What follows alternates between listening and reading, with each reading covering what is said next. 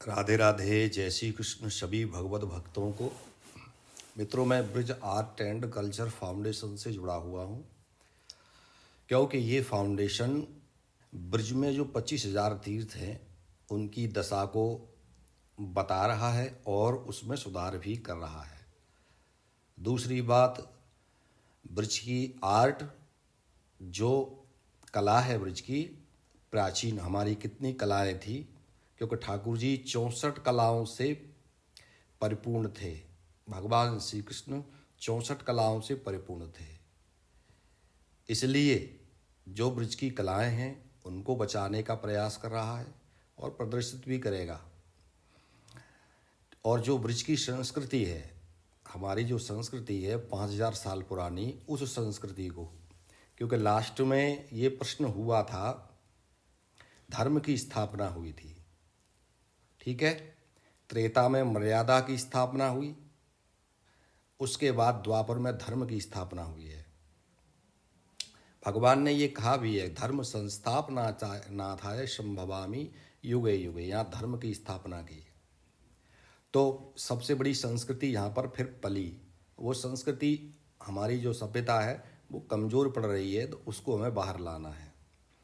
इसलिए ये फाउंडेशन इसमें काम कर रहा है और मैं यही आपसे कहना चाहता हूँ कि आप भी इसमें जुड़िए। देखो मित्रों, जिसका जैसा चरित्र होता है वैसा ही उसका मित्र होता है। मेरी बात को याद रखना। शुद्धता होती है विचारों में। शुद्धता विचारों में होती है। आदमी कब पवित्र होता है, आप ये ध्यान देना। शुद्धता होती है विचारों में, आदमी कब पवित्र होता है? नहीं होता वो, क्योंकि उसके तो पेट में ही मलमूत्र भरा हुआ है, तो वो पवित्र कैसे हुआ? केवल विचार शुद्ध होते हैं। तो इसलिए हम यदि इससे उठ कर के कोई कार्य कर सकते हैं तो वो हमारे श्री कृष्ण के लिए, ठाकुर जी के लिए, हमारी सभ्यता के लिए, हमारी संस्कृति के लिए, हमारी मर्यादा के लिए, हमारी प्राचीन कलाओं के लिए। और मैं बता रहा हूँ आपको, वृक्ष और राशि कोश जो भूमि है, ये भूमि गोलोक धाम का हिस्सा है। ये भूमि है, इसी वजह से धरा ये टिकी हुई है।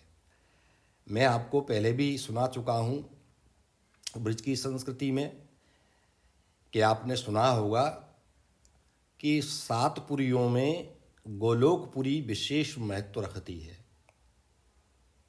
इसलिए ये भूमि बहुत कीमती है, आप इसको बचाने का प्रयास करें।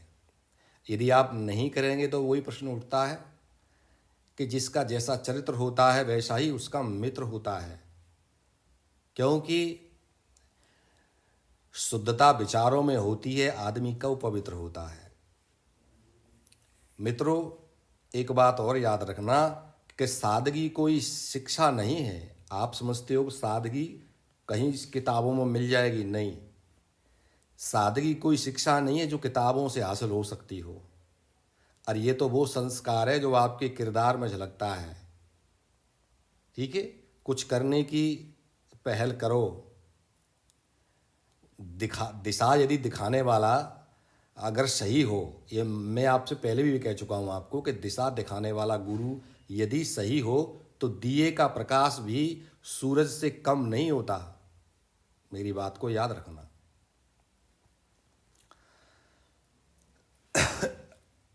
आप यदि इसमें जुड़ेंगे तो बहुत अच्छा होगा आपके लिए, क्योंकि आपके जीवन में केवल 2 ही वास्तविक धन हैं।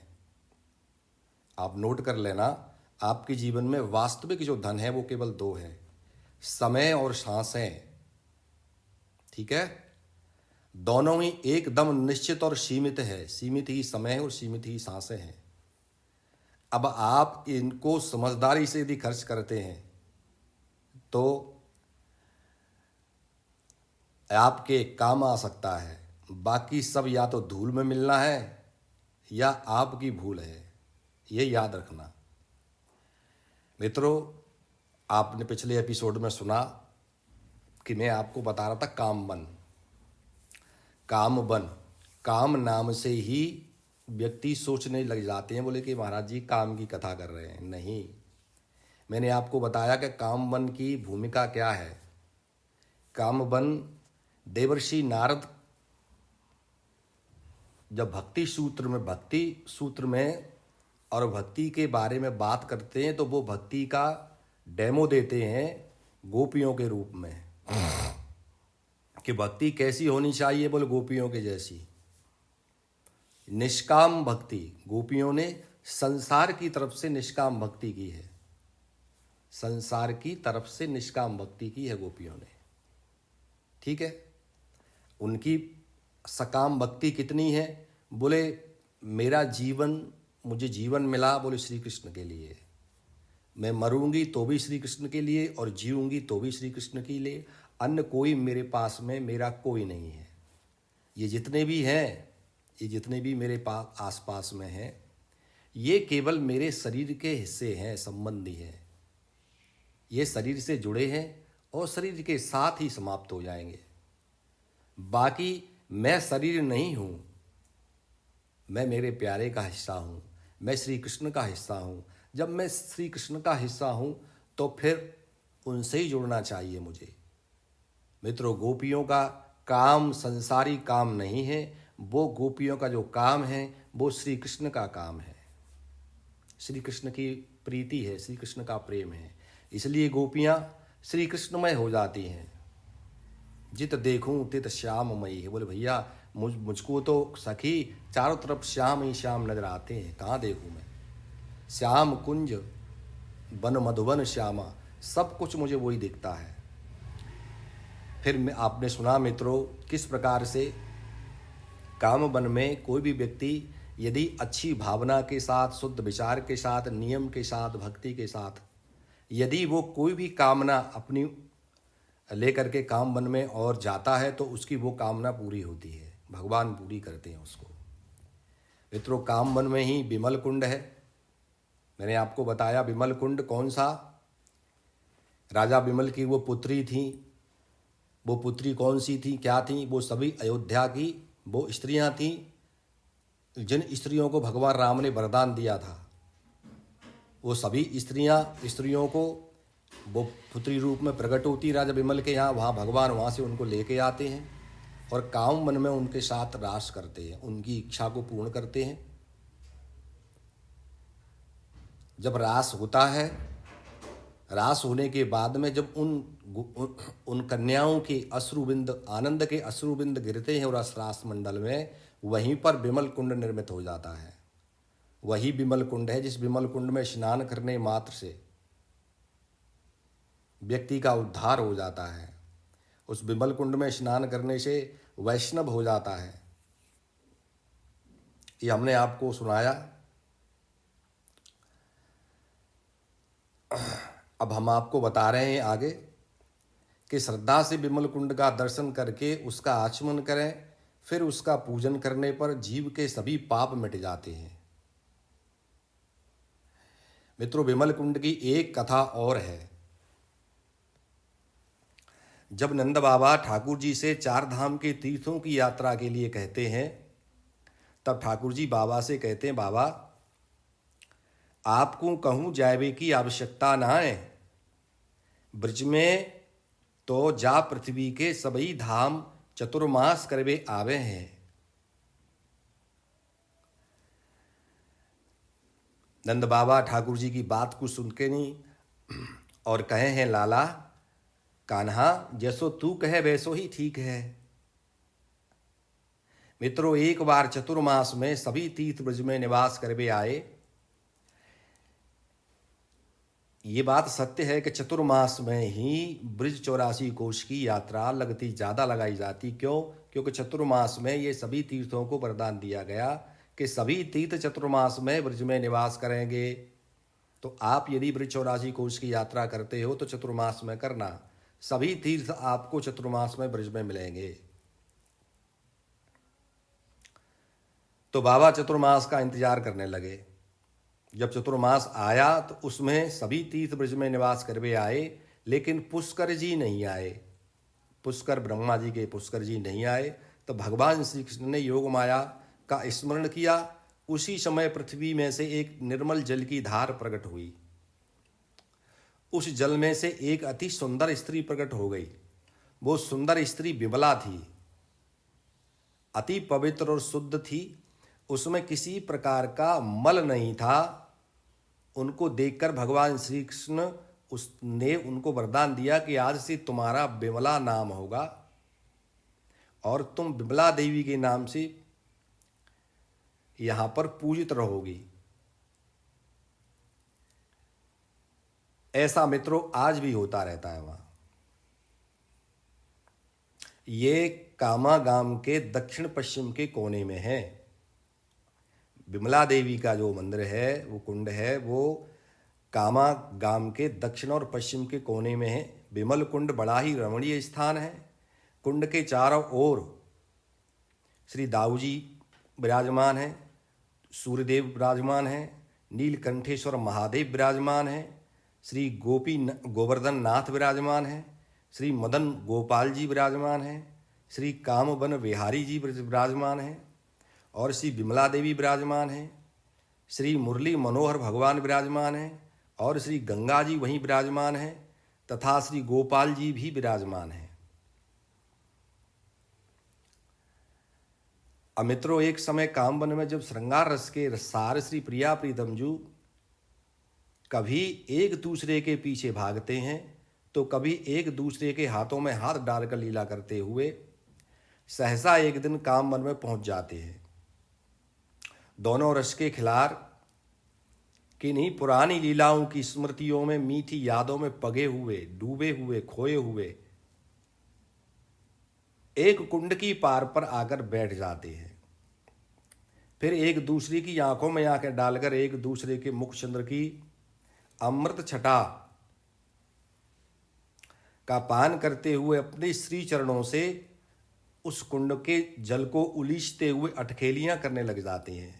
कभी ठाकुर जी श्री जी के चरणों के ऊपर अपने चरण रख देते हैं तो कभी श्री जी ठाकुर जी के चरणों के ऊपर अपने चरणों को रख देती हैं।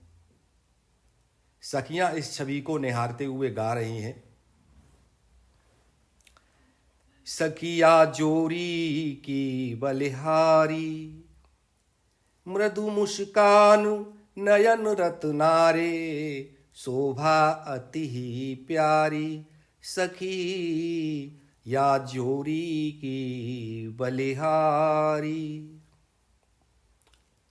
कुंडल लटकन कमर करधनी, देखो अति ही प्यारी, नकमणि ज्योति ऐसी चमके, जिम बिजुरी अंधियारी, सखी या जोड़ी की बलिहारी। पहुंची कमल, हाथ में पहुंची पहन रखी है, पहुंची कमल हाथ जो लटकत, वर्णत शारद हारी, बाजू बंद कनकमणि कुंडल, नील श्याम उजियारी, सखी या जोरी की बलिहारी। बेसरी नथ मेहंदी महावर अरु, श्याम कसुमी सारी। किशोर जी ने किस प्रकार श्रृंगार कर रखा है। उन्होंने बेसर यानी नथनी पहन रखी है, मेहंदी लगा रखी है, महावर लगा रखा है और श्याम कसुमी साड़ी पहन रखी है। अहो विधाता या छवि ऊपर, कोटि जन्म बलिहारी, सखिया जोरी की बलिहारी। ललित किशोरी अति ही भोरी, वृंदावन उजियारी, अधम कहत मो आरजु सुनो, श्री श्यामा कुंज विहारी, सखीरी या जोरी की बलिहारी। दोनों को देख करके गोपियां इस प्रकार से गाती हैं। मित्रों, तभी से ये स्थली श्री प्रिया प्रीतम के चरणों की रज से अभिषिक्त, अभिसिंचित होकर चरण कुंड के नाम से विख्यात हो गई। कामवन में ही चरण कुंड है मित्रों, जो श्री प्रिया प्रीतम जी की लीला के कारण, मैंने अभी आपको सुनाया कि कौन सी लीला हुई जिसके कारण ये कुंड चरण कुंड कहलाया। इस कुंड के आसपास में श्री वैद्यनाथ महादेव जी का मंदिर है, श्री विष्णु सिंहासन मंदिर है, गरुड़ जी का मंदिर विराजमान है, श्री चंद्रभाषा कुंड है, श्री चंद्रेश्वर महादेव विराजमान है, और वहीं बारह कूप और बारह कुंड भी विराजमान है, तथा यज्ञ कुंड है और धर्म कुंड है। ये चरण कुंड के आसपास विराजमान है। मित्रों, चरण कुंड में स्नान करने से श्री राधा कृष्ण के युगल चरण कमलों की प्रीति में उत्तरोत्तर वृद्धि होती है, यानी उनकी जो प्रीति है वो बढ़ती रहती है निरंतर। ये चरण कुंड था। मित्रों, अब हम आपको बताते हैं कि धर्म कुंड भी कामवन में ही है। धर्म कुंड की कथा है कि यहाँ भगवान नारायण साक्षात धर्म रूप में विराजमान रहते हैं और वहाँ धर्म को प्रतिपादन करते रहते हैं, धर्म का प्रतिपादन करते हैं, अहरनिश धर्म की वृद्धि करते रहते हैं। इसलिए अनुपम शोभामय यह तीर्थ प्रसिद्ध है। इसमें भाद्रपद कृष्ण अष्टमी को स्नान करने से श्री नारायण को धर्म की वृद्धि होती है। इसका बहुत बड़ा विशेष महत्व है कि जब कृष्ण जन्माष्टमी आती है उस दिन अगर इसमें कोई स्नान करता है तो उसके धर्म की निश्चित वृद्धि होती है, उसका धर्म बढ़ता है, धर्म में उसकी आस्था अधिक दूनी बढ़ जाती है। इसी धर्म कुंड के आसपास में श्री नारायण कुंड है, पंच पांडव मंदिर है, नील वराह मंदिर है, श्री हनुमान जी का मंदिर है और पंच पांडव कुंड भी है। मित्रों, अब हम आपको मधुसूदनस्य कुंडम ददृशुम कुंडम यशोदयाः यस्य यशोदा तनया यशोधरस्यात्र धामासीत्। मधुसूदनस्य कुंडम ददृशु कुंडम यशोदायाः यस्य यशोदा तनया यशोधरस्यात्र धामासीत्। श्री वल्लभाचार्य जी अपनी दिग्विजय में कहते हैं कि मैंने यशोदा कुंड को देखा है। यहाँ नंदग्राम से माता यशोदा जी के पुत्र गौचारण करते हुए विराजते हैं। इसी यशोदा कुंड पर भगवान श्री कृष्ण गाय चराते हुए वहां पर बैठते हैं। श्री ठाकुर जी की प्रकट लीलाओं में ब्रजराज श्री कृष्ण का, व्रजराज श्री कृष्ण का गाय चराने जाना कोई जरूरी नहीं था। मित्रों, भगवान श्री कृष्ण तो ब्रज के राजकुमार थे, राजा थे, ये कोई विशेष आवश्यक नहीं है। अरे भाई, जब ठाकुर जी ब्रजराज हैं, ब्रज के राजकुमार हैं, तो गाय चराना जरूरी थोड़े ही है, वे कोई ग्वारिया थोड़े ही हैं।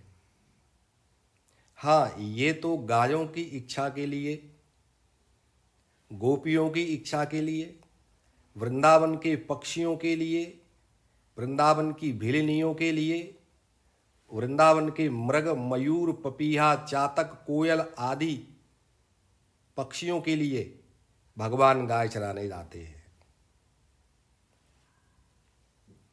गोपियां ठाकुर जी से स्पष्ट रूप से कहती हैं कि हे प्यारे, कछु हमारी हु सुध ले ले। ऐसा क्यों कहती हैं वो?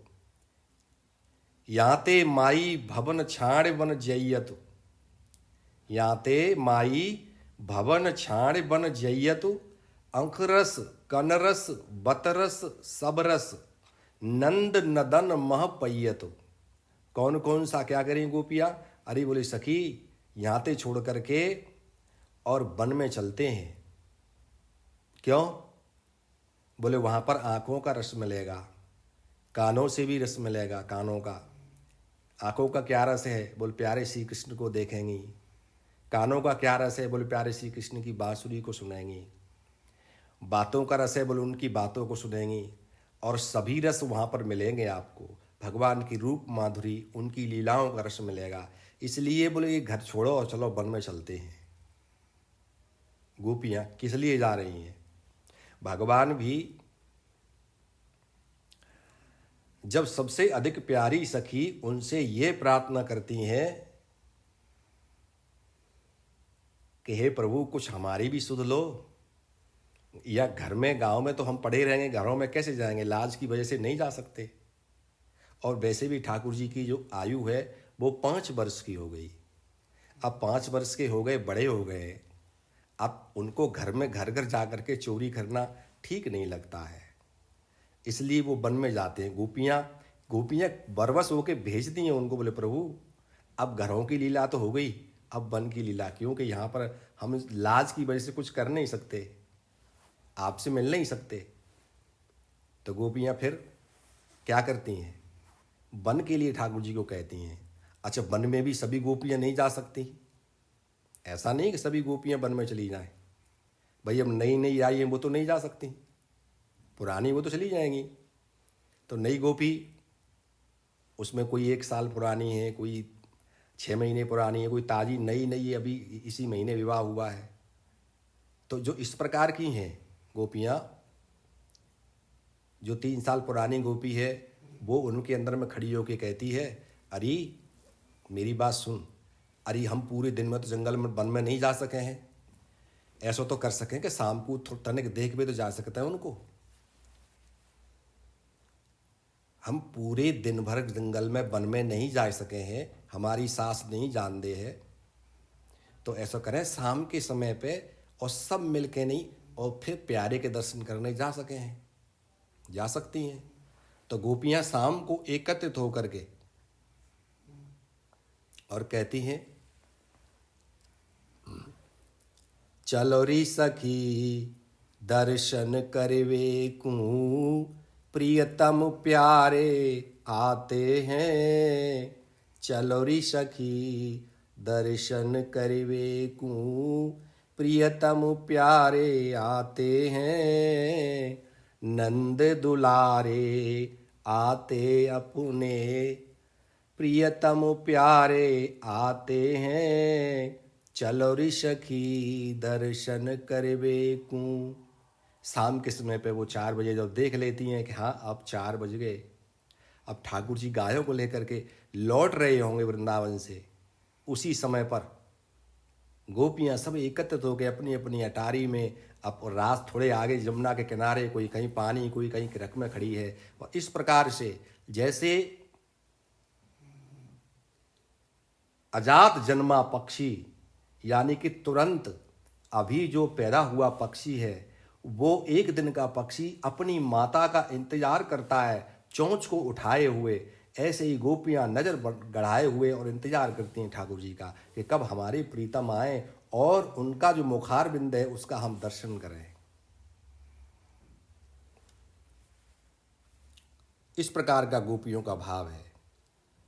गोपियों की इच्छा के लिए अनुकरण, प्रियानुकरणम लीलया, अपनी प्रिय की इच्छा के लिए ही तो ठाकुर जी का प्राकट्य यहाँ ब्रज में आए। वो क्यों आए? नहीं, मथुरा में कंस मार सकता था उनको, जो कंस देख नहीं सकता उनको वो कंस मार सकता है, ऐसा नहीं है। भगवान आए ही इसलिए गोपियों के लिए थे। तो गोपियां कहती हैं, हे लाडले अब आप वन में जाओ ना, अब आप तो बड़े हो गए हो, हमको लालजू यहाँ शर्म लगती है, अब आप घर में चोरी नहीं कर सको। ठाकुर जी ने कहा बात तो सही कह रही हैं, इसलिए वो गाय चराने चले जाते हैं। उधर गायें भी इंतजार करती हैं। ठाकुर जी जब छोटे से थे नहीं जाते थे, ठाकुर जी गाय चराने नहीं जाते थे तो गैया रोती थी, हाय हाय। गाय भी कहती हैं ये हमारा दूध पिए, हमारे जैसे बछड़े दूध पीते हैं, हमारे भी पुत्र बने, ये हमारे भी पति बने। उधर पक्षी इंतजार करते हैं, प्यारे हमारे प्यारे श्याम सुंदर कब आएंगे। अनंत काल से हम तो यहीं पक्षी बन के बैठे हुए हैं, उनका इंतजार कर रहे हैं। तो मृगी और वो भीलिनिया, वो भी तो वरदान लेके बैठी थी। तो सभी के लिए भगवान वन में गाय चराने जाते हैं।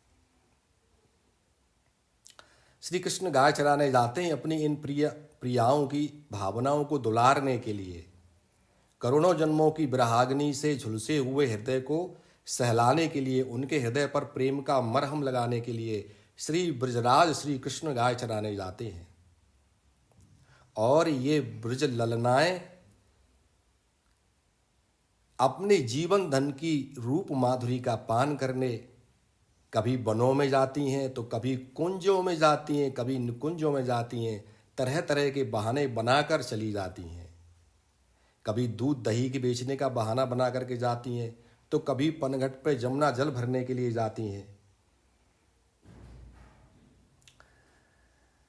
तो कभी रसोई के लिए लकड़ियां लाने का बहाना बनाकर चली जाती हैं, पर जाती हैं वन में। इधर रसराज ब्रज जन मनोरंजन प्यारे श्याम सुंदर भोर में ही उठकर गाय चराने की तैयारी करने लग जाते हैं। तो गाय गोप ग्वाल बाल सभी के नेत्र अपने इन जीवन धन जीवन सर्वस्व की रूप माधुरी को पान करने की अधीरता से अकुलाते रहते हैं। गाय भी ग्वाल बाल भी, उनको भी नींद नहीं आती रात में ठाकुर जी के बगैर।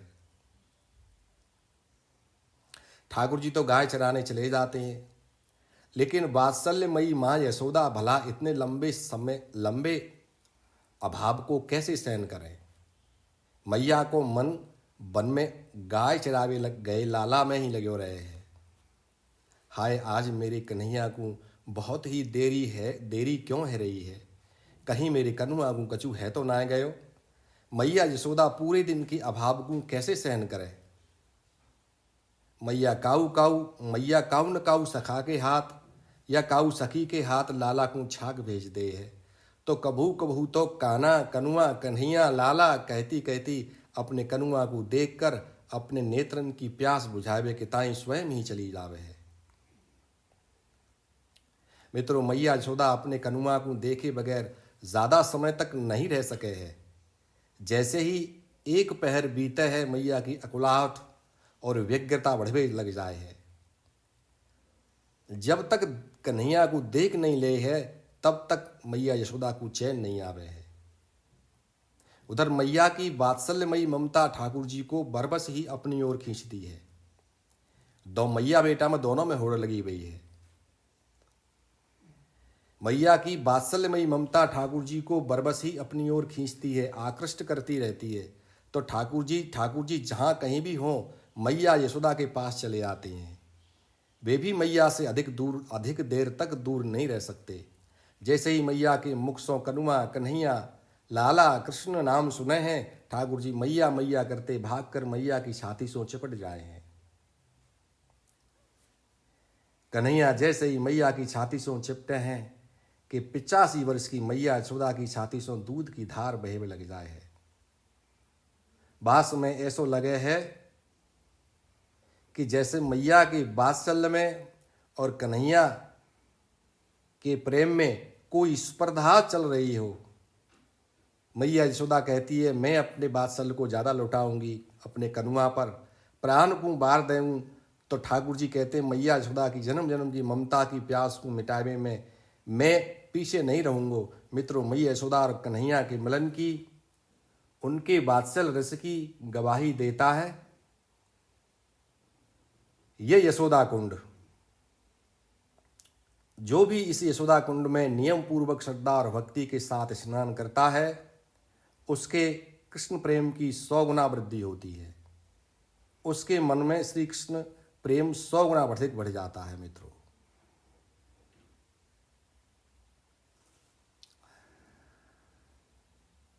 राधे राधे, जय श्री कृष्ण। मित्रों, अभी हम आपको जो सुना रहे थे उसका आगे का भाग हम आपको आगे बताएंगे। आपको जो भी कुछ कहना हो वो आप कमेंट बॉक्स में आकर के कह सकते हैं। राधे राधे, जय श्री कृष्ण।